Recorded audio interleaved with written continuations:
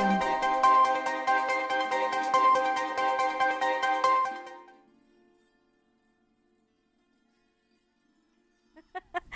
Sitaram, and welcome back to the program Conversations with Zalisa right here on TV Jagrati. Today we have with us Dr. David Lee Sheng, and today he's here to speak to us about his brand new book, Awaken to Your Divinity, Creating Your Emotional Fitness, the missing link to spiritual growth. And he's really going to give us some in-depth knowledge about why we should have this book, why we should read it, because definitely it's going to have a profound effect and certainly assist you into being a new and better you, transforming your life. The first step is to read it, of course, and then we'll tell you why you should. But I think it is important. First, Doc Sitaraman, welcome again to our set. It's great having you with us. Thank you for having me again. It's important that you're here today to tell us about who is Dr. David Lee Sheng. We see you looking, your facial expression is Chinese, but yet you have a great understanding and respect and passion for the Vedas. And so tell us, who is the man behind this face? That's a very nice question. Actually, I grew up as a Catholic. Okay. And I still maintain my Catholic links. But over the course of time, I recognize that God doesn't belong to any specific religion or place. God is everywhere. And more importantly, God is within us. The example that I use where God is concerned, I say, if you have a sieve and you put it in water, is the water in the sieve or is the sieve in the water? We say God is here, there, and everywhere, and in all things. So if that is true, then God is inside of us and outside of us at the same time. And therefore, God cannot be a he, she, or it. So what then is God? And this question about God is what prompted me in my studies over the years to actually write the book, Awaken to Your Divinity. Awaken to Your Divinity. And I'm just going to read a little bit for you. We are divine beings who have created a human form to experience and grow in the physical world. We know a great deal about who we are as human beings, but very little about who we are as divine beings. Awaken to Your Divinity gives an understanding of our divinity and shows the key role our emotions play in enhancing our health and spiritual growth. The information found herein will enliven in you the desire to live a life free from suffering, a life of perfect health, happiness, and prosperity through the discovery of your own divinity within.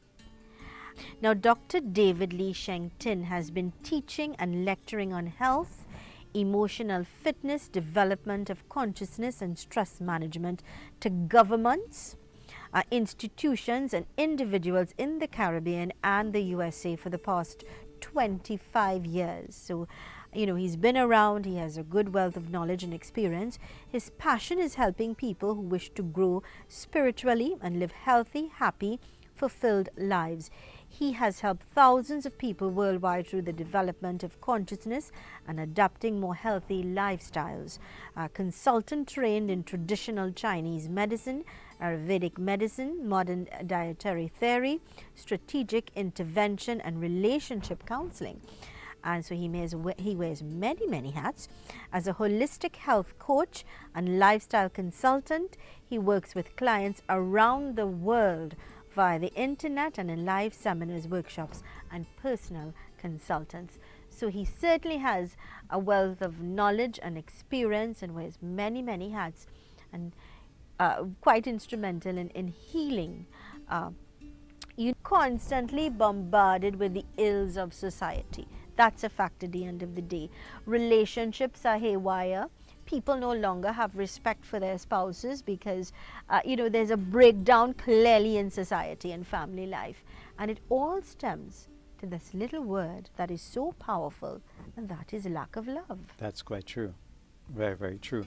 In fact, lack of love for oneself and the understanding of how one is composed in terms of not just a human being, but as I have indicated in the book, we are divine beings who have created a human form.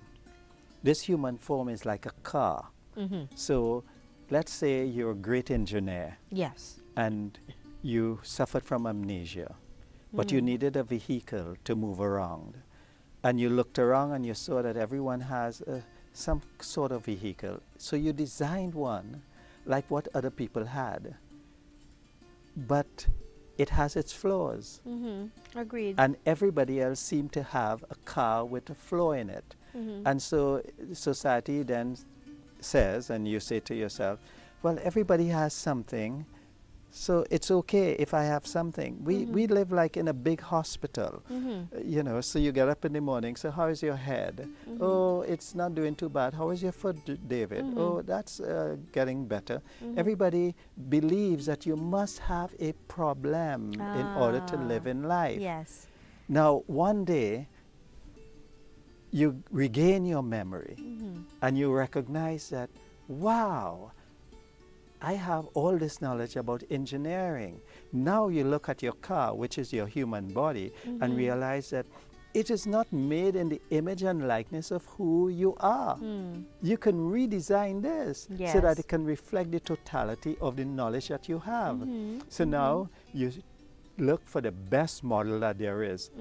And with your knowledge, you start to redesign the physiology to reflect who you really are. This is the work that we have to do. What we are as divine beings, we are made of love. When we feel the lack of love in any area of our life, and all search every emotion we have, whether good or bad, is really trying to find that essence of love.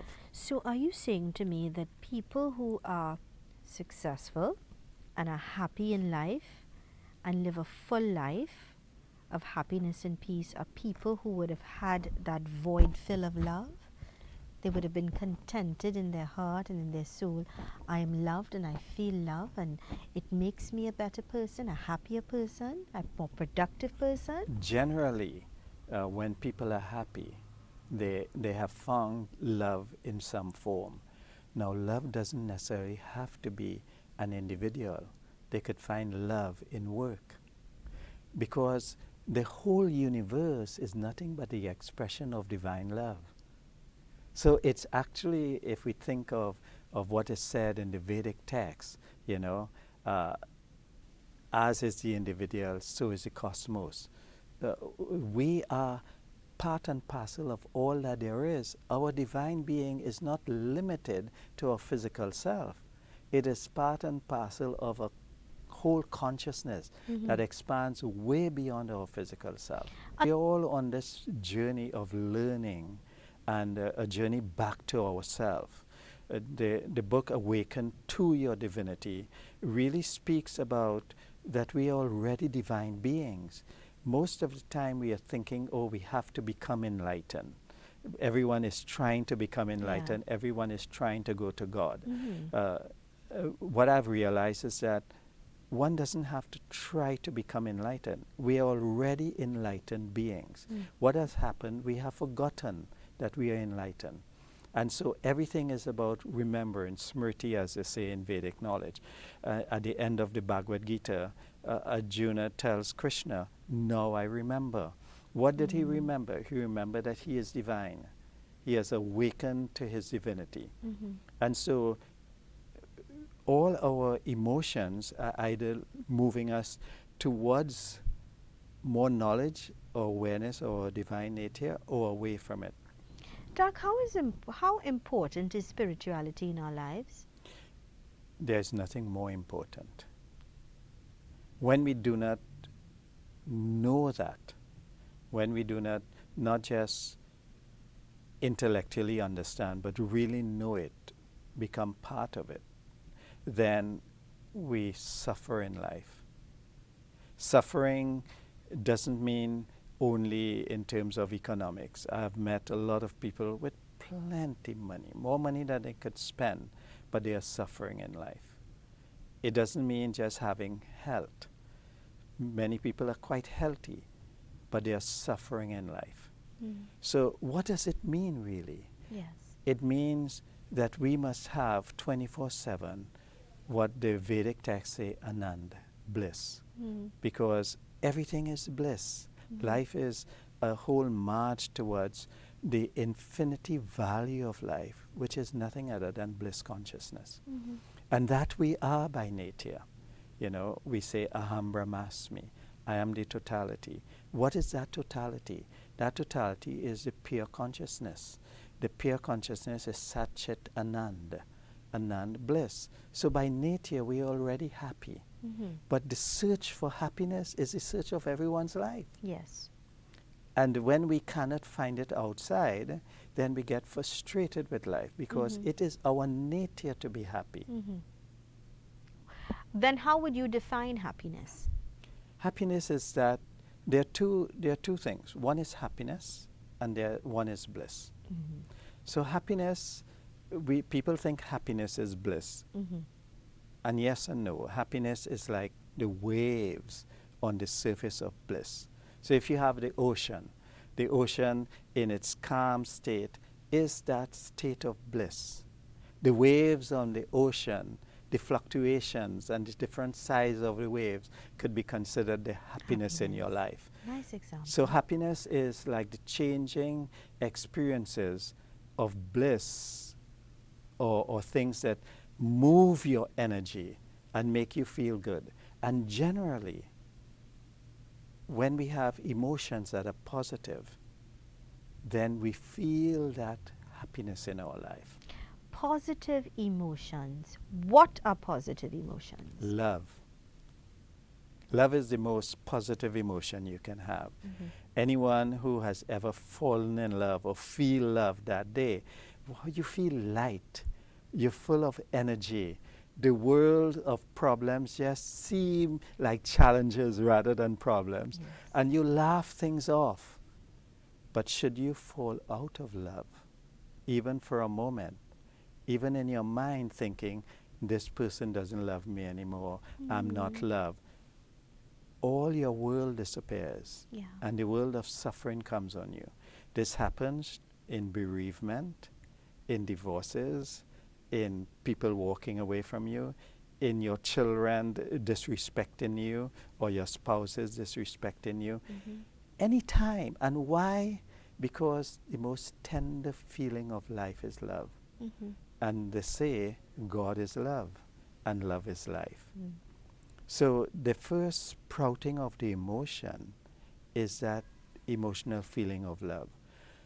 Everything that we're doing in life is searching to reconnect us with that sense of love and fullness within ourselves, because that is our nature. The feeling of being complete. Completeness. Completeness.